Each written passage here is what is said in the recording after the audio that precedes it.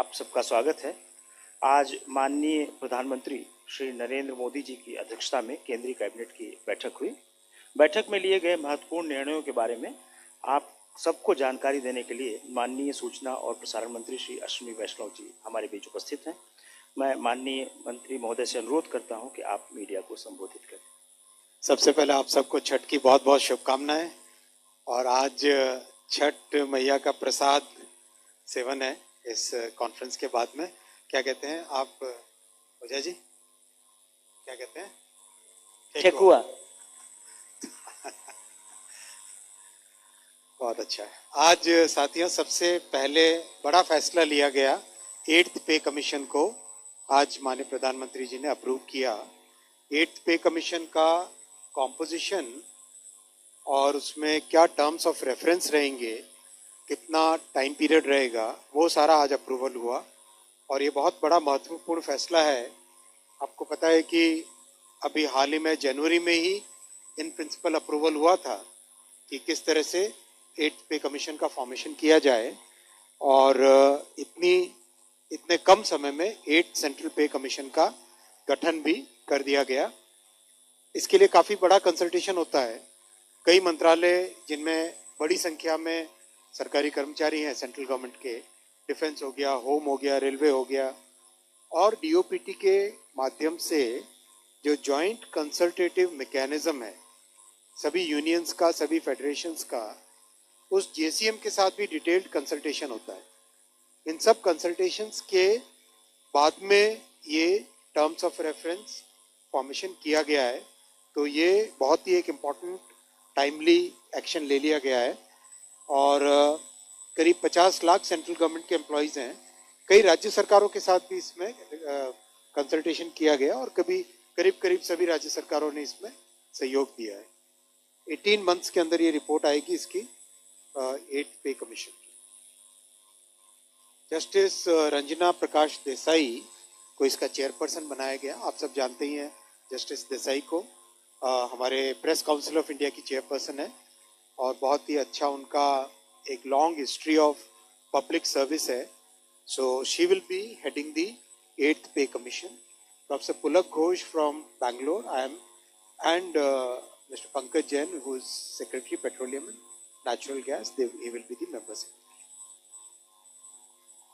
दूसरा बड़ा फैसला लिया गया साथियों आज, nutrient based subsidy for rabi season.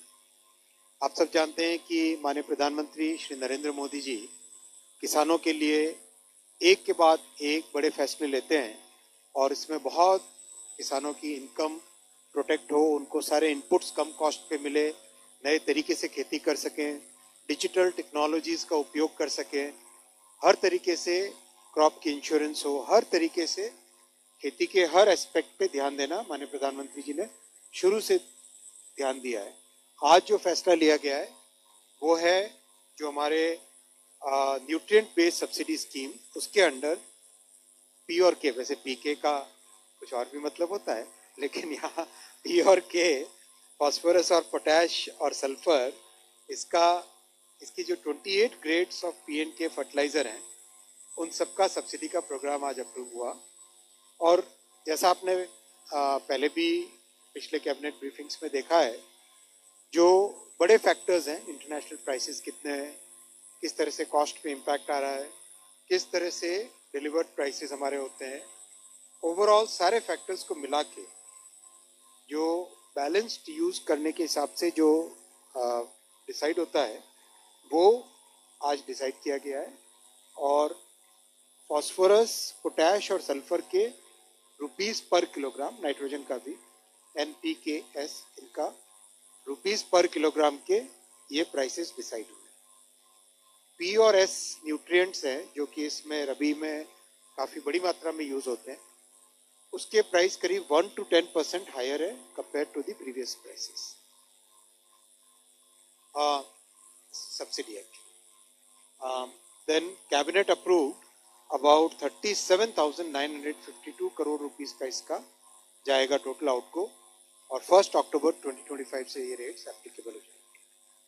DAP और TSP, ट्रिपल सुपर फॉस्फेट और डाई अमोनियम फॉस्फेट, ये दोनों सबसे बड़े हाईली कंज्यूम्ड फर्टिलाइजर के कंपाउंड्स हैं, इनका करीब करीब 60% इन दोनों का कम होता है कंजम्पशन।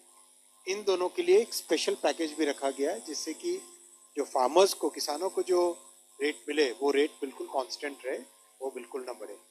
ओवरऑल ये सारा का सारा जो पूरा प्रोग्राम है, इससे हमारे किसानों को इस रबी सीजन में बहुत बड़ी राहत मिलेगी और उनके लिए कोई भी रेट आगे ना उनके लिए कोई रेट बढ़ेगा नहीं और जो भी एक्स्ट्रा बर्डन होगा वो बर्डन सरकार वहन करती है। इस तरह का ये फैसला है सर। मैं अब आपके क्वेश्चंस आज क्वेश्चन हम उल्टे will take from the left side first. नहीं वजह साहब नियम थोड़ा बदलेंगे, आज इधर से। अच्छा okay, so questions from right side. First second row में कोई नहीं, थर्ड रो में ठाकुर साहब चले।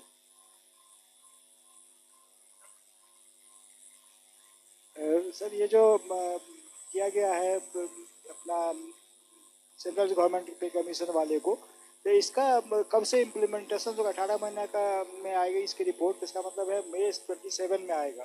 तो क्या इनको कुछ ग्रेचुइटी वो पहले दिया जाएगा या कैसे, क्या इसका सिस्टम? पे कमीशन की रिकमेंडेशन आने दो, उसके बाद में क्या होगा।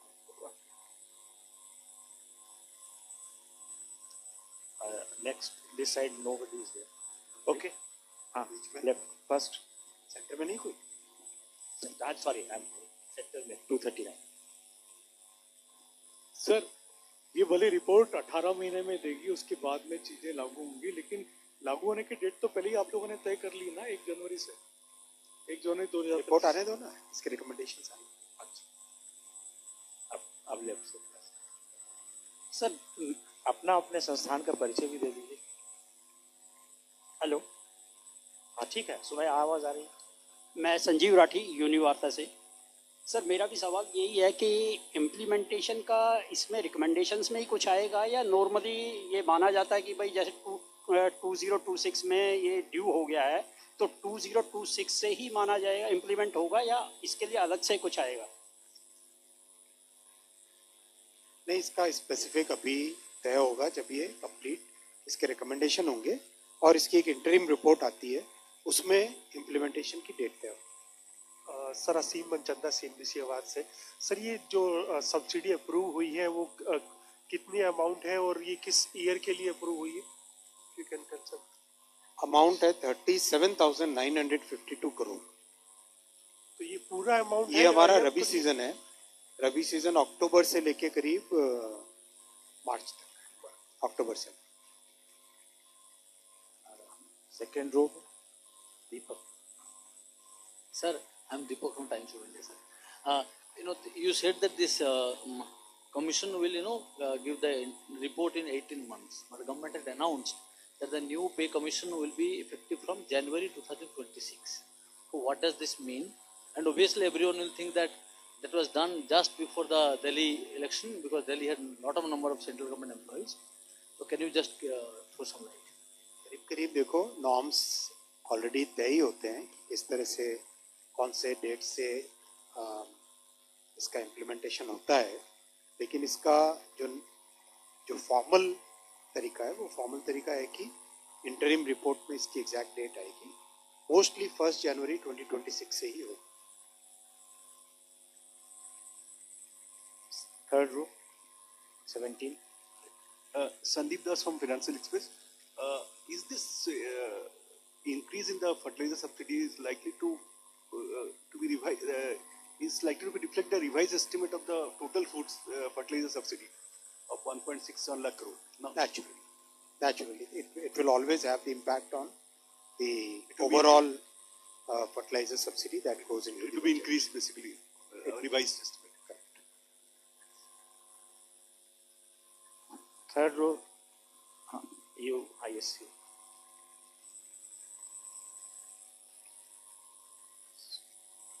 anyone wants to ask? Okay, yes, 249।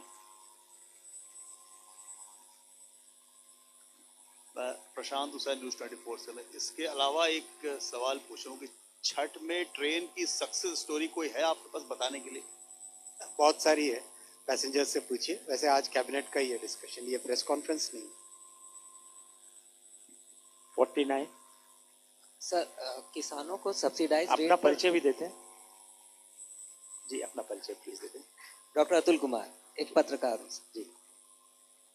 किसानों के जो सब्सिडाइज बैग होते हैं वो मिलते नहीं और आम जो वैसे एमआरपी ये के गलत रूप कह में रहे हैं है आप, और गलत कह रहे उसके हैं। लिए पहले शिकायत अपने अगर एक सेकंड, ये आप गलत कह रहे हैं, जरा फील्ड में जाके पता करिए। वहीं से तो बता रहा हूँ सर। आगे दूसरा लीजिए सर वो उसकी दूसरा शिकायत लीजिए। पूनम जी बैक।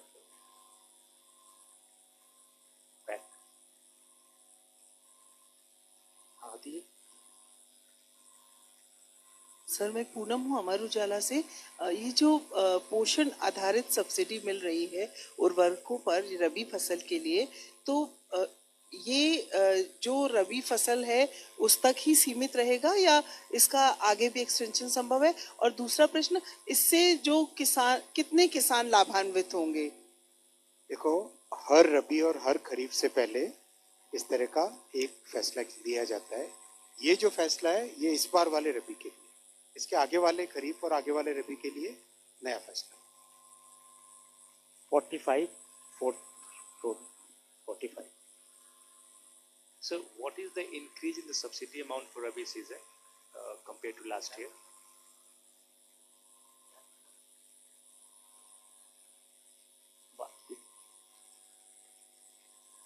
पिछले साल करीब 24,000 करोड़ थी, इस बार 38,000 करोड़ है अप्रोक्सीमेट, सो करीब 14,000 करोड़ एक्स्ट्रा। 255। माइक लीजिए, माइक ले लीजिए अनीता जी।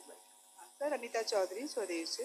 ये जो अमाउंट रिलीज हुआ है किसानों के लिए, इसमें रबी फसल की लगभग कितना % उनको फायदा मिलने और कितने किसान जो है लाभान्वित हो सकते हैं?